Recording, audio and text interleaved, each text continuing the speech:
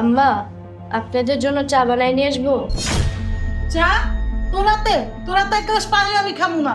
5 বছর হয়েছে তুই এই বাড়ির বউ আইসোস, এখন তুই আমারে দাদি ডাক শোনাইতে পারস নাই। আম্মা, আমার বাচ্চা হয় না, এখানে আমার কি দোষ? আপনারা আমার সাথে কেন খারাপ ব্যবহার করতেছে? কিরে, তোর এত বড় সাহস তুই আমার মায়ের মুখের উপর কথা বলিস?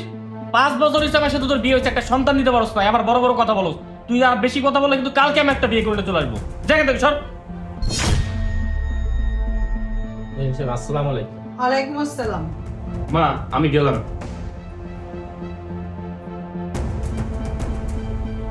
বলেন।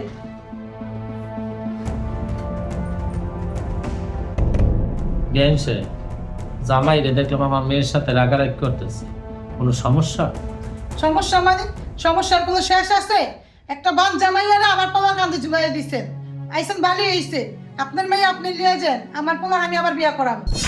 গেমসে আমার মেয়ের বাচ্চা হয়, এখানে ওর কি দোষ? আল্লাহ ওরে বাচ্চা দেনা, আপনি ওরে নিয়ে যাইতে বলতেছেন, আপনার ছেলের আবার আর একটা বিয়ে করাইবেন, আপনি এটা কি বলতেছেন?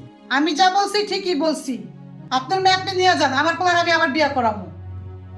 আর সরো।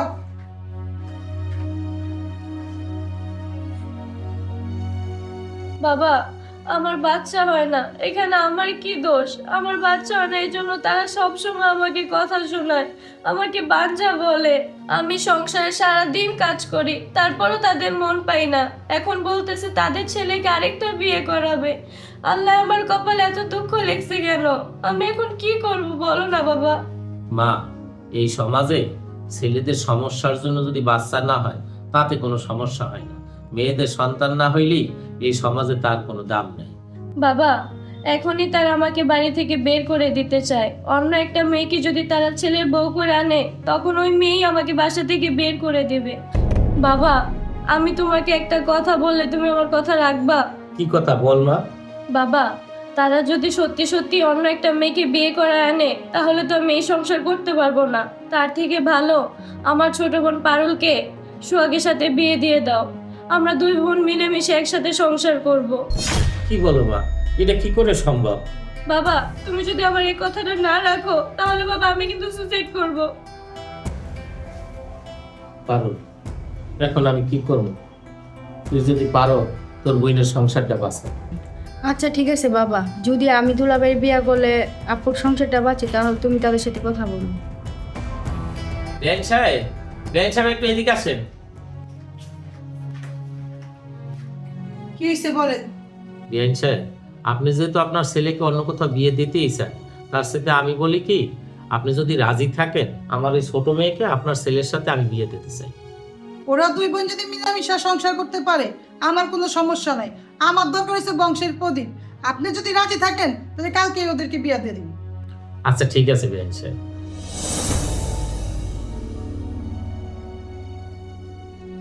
মাশাআল্লাহ, আজকে তো তোমাকে এই সাজে অনেক সুন্দর লাগতেছে।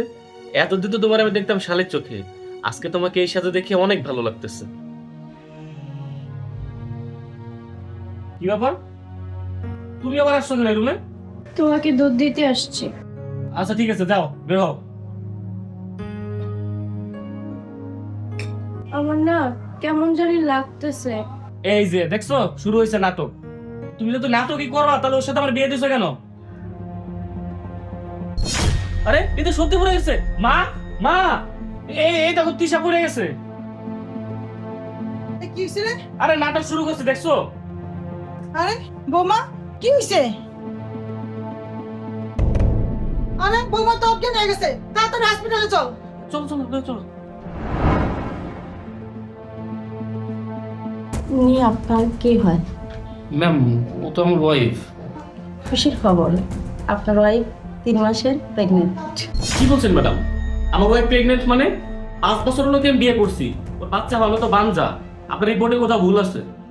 না না, আমাদের রিপোর্টে তো কোনো ভুল নেই। এই নেন আপনাদের রিপোর্ট। আচ্ছা ঠিক আছে ম্যাডাম, চলো।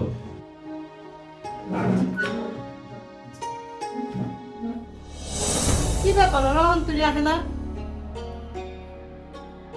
মা, একটা খুশির খবর আছে। কি খুশি খবর বাবা?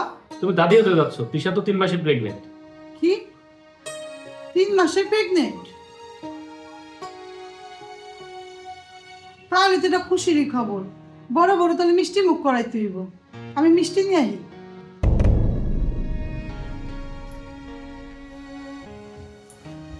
পারুল, বোন, তোকে আমি একটা কথা বলতে চাই, তুই আমার কথাটা রাখবি? কি কথা বল?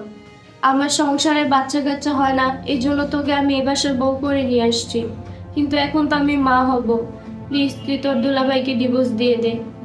তুই এগুলা কি বলতেছস? তোর সুখের জন্য, তোর সংসারের জন্য আমি একটা অবিবাহিত মেয়ে হয়ে বিবাহিত ছেলেকে বিয়ে করছি, আর তুই বলতেছিস তোর স্বামীকে এবং ডিভোর্স দিয়ে দিতে? না, আমি আমার স্বামীকে ছেড়ে কোথাও যাব না, আমি এই বাড়িতেই থাকবো। বোন, তুই এরকম কাজটা করিস না, তুই সোহাগকে ছেড়ে দে। আর ওর সাথে তোর এরকম কিছুই হয় নাই, আমি তোকে ভালো একটা ছেলে দেখে বিয়ে দিব। তুই আমাদেরকে সুখে শান্তিতে সংসার করতে দে। আমি বোন হয়ে তোর কাছে রিকোয়েস্ট করতেছি, তুই আমার রিকোয়েস্টটা রাখ। আচ্ছা তুই কান্না করিস না, তোর সুখের জন্য আমি বিয়ে বসছি, তোর সুখের জন্য আমি আবার ডিভোর্স দিতে আসছি। সত্যি তোর মতো বোন পাওয়া ভাগ্যের ব্যাপার। আমি দোয়া করি তোর মতো বোন যেন প্রত্যেকটা ঘরে ঘরে হয়।